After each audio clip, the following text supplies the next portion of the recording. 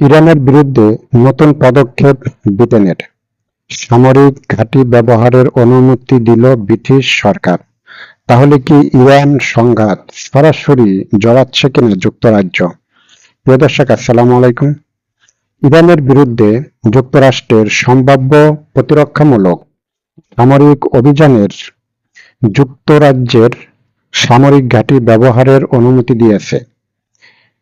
প্রিয় দর্শক, আস্তে আস্তে কেমন জানি মনে হচ্ছে যে যুক্তরাষ্ট্র তার ন্যাটোভুক্ত দেশগুলিকে আমেরিকার দিকে আস্তে আস্তে টেনে আনতেছে, আমেরিকার হাতটাকে আস্তে আস্তে কেমন জানি শক্ত করতেছে।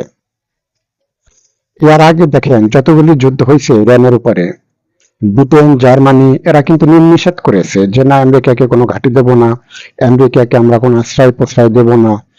এখন আবার নতুন করে সেই আমেরিকাকে ঘাঁটি দেবে ব্রিটেন। প্রিয় দর্শক, এখানে আমেরিকার এদিকে যুক্তরাষ্ট্রের যুদ্ধ বিষয়ক মন্ত্রী, ওনার নাম হলো পিট হেগসেথ, তিনি সতর্ক করে বলেছেন, ইরান যদি আন্তর্জাতিক বাণিজ্যিক নৌপথে কোনো ধরনের হামলা চালায় কোনো জাহাজে, তাহলে এই যুদ্ধ বিষয়ক মন্ত্রী তিনি বলেছেন যে যদি আন্তর্জাতিক নৌপথে কোনো জাহাজে ইরান যদি হামলা চালায়, তাহলে আমেরিকার হামলা হবে তার 10 গুণ বেশি।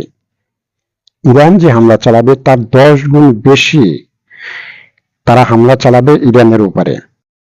এবং শুধু তাই না, মিডল ইস্টের যে দেশ আছে ওইসব দেশের কোনো ঘাঁটিতে যদি ইরান হামলা চালায়, তাহলেও 10 গুণ বেশি হামলা ইরানকে ফিরিয়ে দেওয়া হবে। এরকম একটি সতর্ক করেছেন আমেরিকার এই যুদ্ধ বিষয়ক মন্ত্রী।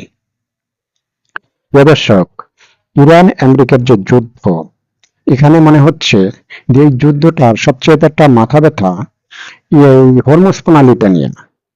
হরমুজ প্রণালী নিয়ে সবচেয়ে একটা মাথা ব্যথা, অর্থাৎ ইউরোপের কোন দেশ এই হরমুজ প্রণালী দিয়ে যদি তাদের কোনো বাণিজ্যিক জাহাজ যাওয়া আসা করে বা কোনো দেশের জাহাজ যদি এদিক দিয়ে তেল নিয়ে যায়, তাহলে তারা মনে হয় ট্যাক্স দিবে না, তারা ট্যাক্স কোনোভাবেই দিবে না। কারণ এখানে অনেক বড় ধরনের একটা হিসাব কষাকষি তাদের হয়ে গেছে যে ইরান যদি এখান থেকে ট্যাক্স নিতেই থাকে, তাহলে ইরান কোনো একটা সময় তারা কত অর্থের মালিক হয়ে যাবে এটা চিন্তা করা যায়।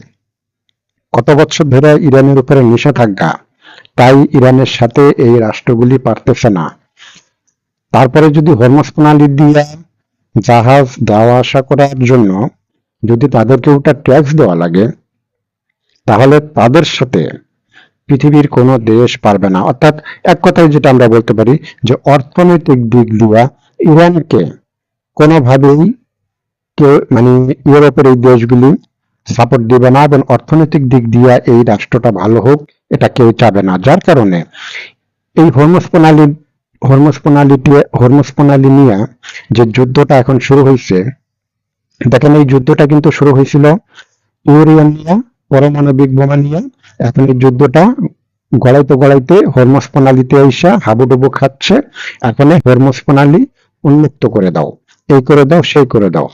প্রিয় দর্শক, এই যুদ্ধ যত বড়ই হোক, এই যুদ্ধে ইরানি শেষ পর্যন্ত জিতবে, এবং এই হরমুজ প্রণালী দিয়ে জাহাজ যাওয়া আসা করার জন্য ইরানকেই ট্যাক্স দিতে হবে।